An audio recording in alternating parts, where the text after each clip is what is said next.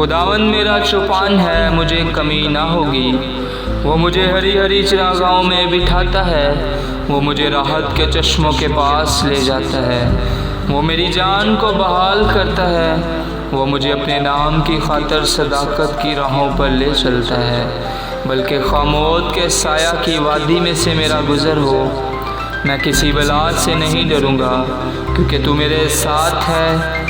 तेरे असा और तेरी लाठी से मुझे तसल्ली है। तू मेरे दुश्मनों के रूबरू मेरे आगे दस्तरखान बिछाता है। तूने मेरे सर पर तेल मला है, मेरा प्याला लबरेज होता है। यकीनन भलाई और रहमत उम्र भर मेरे साथ साथ रहेंगी, और मैं हमेशा खुदावंद के घर में सुकूनत करूँगा। खुदावंद आप सबको बरकत दे।